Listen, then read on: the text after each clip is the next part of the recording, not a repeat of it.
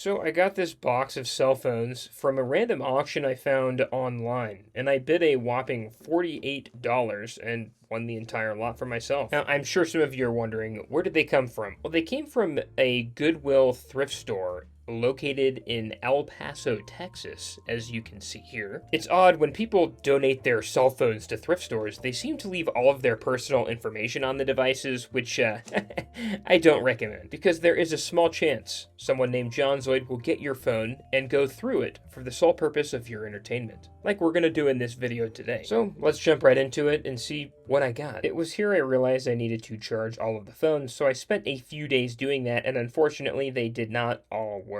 So we're gonna go through this in no particular order. Okay, let's start right here. And we've got a interesting little doodad of a phone.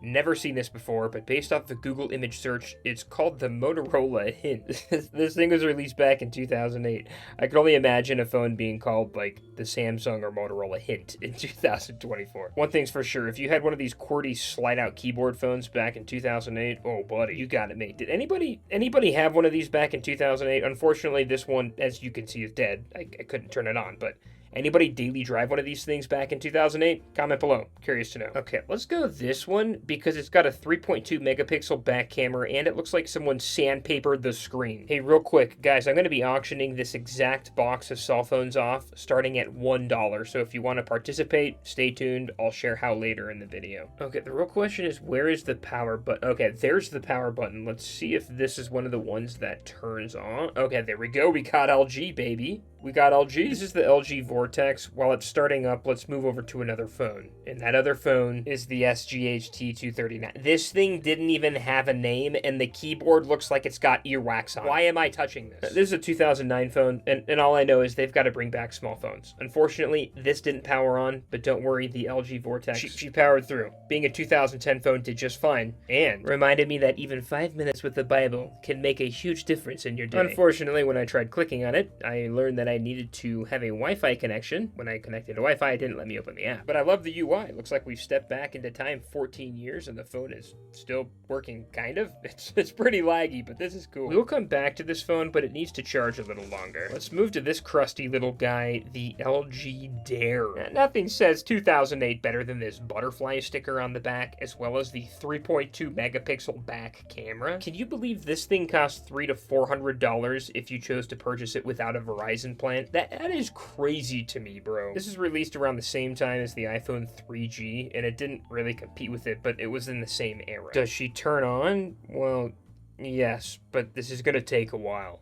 Let's come back to this. All right, let's see. Ooh, a BlackBerry. Okay, let's go with this one. I just wanted to show this one because it's cool. It's a Samsung Reality, and I do remember seeing these all over the place. Unfortunately, this one's dead too. But guys, this thing was $350 if you bought it outside of Verizon. Okay, so the LG Dare, it did power on, and when I tried to unlock it, it was being really finicky. And as soon as I tried to unlock it, it went into power off mode. I tried charging this thing over 2 days, but she is gone. Let's go back to that BlackBerry. This was a BlackBerry Torch. And I remember I didn't mean to power it on. I remember when I was a sophomore in high school in 2010 and this was released, and there were not very many people with this phone. I think this person's mom donated their old phone that they found in their room because none of the information was erased from this. Now, I don't want to reveal this person's name, but all the photos are still here, and it's definitely from the 2010 era because I remember all these hairstyles.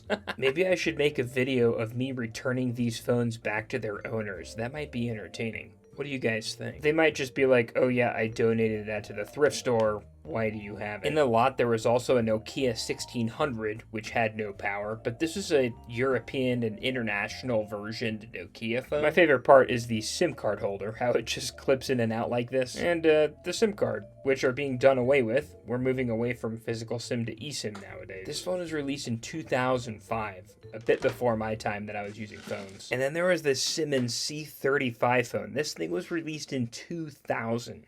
What's really cool is the way you insert a SIM card, which is interesting. I've never seen this personally on a phone, but it's got this big plastic holder. It wasn't very easy to install if I were going to be honest. And then it's got this battery. Unfortunately, this one nor the Nokia that I just showed turned on, but they're cool to see, and they're so small. I'm sure I could find a charger for each of these and maybe get power to them, but they're just interesting phones. They're teeny, and they get even smaller. Look at this thing. This is the Simmons M55, and this was released in 2003 or 4, I believe. Okay, yeah, 2003. And it's smaller than both of the phones. It had 101 by 80 pixels, and unfortunately, this one doesn't turn on, and it doesn't have a charger that I have, but boy, is this small and cute. I've got to ask, anybody watching this use this in 2003? Did you daily drive this? Could you fit it in your wallet? I'd love to daily drive this for a week, but I don't think I'm gonna have any luck getting a SIM card to work in this thing. Okay, there's a Samsung Reclaim in this lot. Unsure if you guys have heard of this one, but this thing is fun. This was released in 2009 and was made of 40% biodegradable materials. The plastic it was made out of is derived from corn. Not even joking. But I had to charge it, so we'll come right back to it. There was a second LG Vortex, and I did connect to Wi-Fi and tried to launch Pandora to see the taste of this person's music. And unfortunately, the app did not work any longer. But don't worry, I was able to launch Tetris, and it plays rather well on this little guy. The LG Vortex updated all the way to Android 2.2 Froyo. And then there's old phones like this in the box as well. I'm not going to go through every phone, but this is an AudioVox CDM8910. This is a $200 to $250 flip phone. I love how the battery cover acts as a battery itself. Kind of rad. Look how crude the antenna is. You could just see the antenna sits right behind the battery of the phone. That's too cool, man. Okay, so I got the Samsung Reclaim charged, and I want to see what's on the phone. You gotta press down and then back, and then you're in. All right, well, let's start with the text. This is the weirdest thing. These texts are like, what, 12 years old, and they've never been deleted from the phone. I was able to read through an entire romance novel here about some drama going in this friend group. The best part of this phone are not the texts. It's actually the QWERTY keyboard. Although I am fast on one of these QWERTY keyboards, I am so much faster with swipe to text on iPhone and Android. I do love how when the phone slides open, it exposes that back camera. It's just a cute feature. Oh yeah, 2 megapixels. The phone was preserved with some photos like this cat with glowing eyes, as well as an attachment that was forwarded around like 700 times. Celebrities walk on red carpet because they're famous, but me and my friends walk on toilet paper because we're the Then there was a BlackBerry Curve, and again, I didn't see a lot of kids with this when I was in high school, just because this was considered a higher end phone. The center button is like a trackpad, and you've got all these different applications, and it runs really smooth even to this day. And I do remember playing these games like Brick Baker, and it's so weird when you launch the game, it almost looks like you're on a computer. The apps were just really crude, and you had to scroll through and try to find how to start the game, which the first time is hard, but you get used to it. Yeah, look at this new game. It's just kind of a weird way to navigate. The BlackBerry phones, they all ran on their own OS, that being BlackBerry OS, and eventually is why the phone kind of phased out and failed. BlackBerries were great, but when Samsung and Apple started to really innovate in the smartphone market, everything just really fell behind. There's also text on here where Jared and his dad are talking about their vacation and how they're going to meet at the airport. Pretty wild how these texts are just stuck in time, really. Let's see if there's any media on here. Looks like there's some music, one song at least. Let's go ahead and play that. Fontainebleau by Amorphous. Seems kind of like trance music.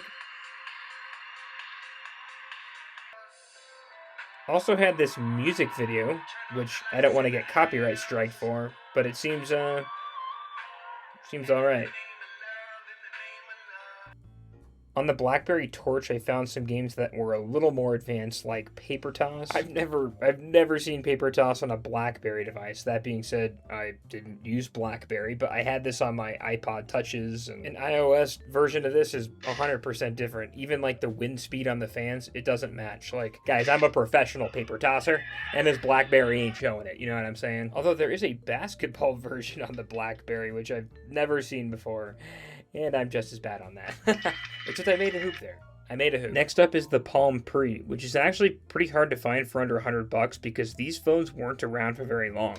they failed. This is a slider phone with a touchscreen, and it also had a QWERTY keyboard, which I really like typing on. And the apps are pretty basic. Although the home screen is fun to use, it's a very basic smartphone. Right here, I was trying to open the media tab to look at videos, and I accidentally opened the camera. But that's okay, because I wanted to test that anyways. I came to find that the camera actually is not that bad. I took a photo of this flip phone here, and when I look at it, it's pretty fair quality, not amazing. Does the job. The first one of these phones was released in 2009, and the last release was the second version in 2010, before it got knocked out to competition like the iPhone 4 and Samsung. Let's go ahead and test out the ringtones and see how those sound. I love the layout of the phone. It's cute, and I like the themes. Okay, let's see guitar. Sounds nice. Rain dance. Not bad. At least they're original, right? The phone is limited to how much it can do just because WebOS software, I believe, is super outdated and you just can't do much with the phone. But I like the concept and it's cool. If you guys want to bid on these phones, I'm starting the auction at $1 and you can find the auction at the pinned comment down in the comments. So maybe you could get some really cheap phones, but who knows? May as well give it a try. Thanks for watching, guys. See you in the next one.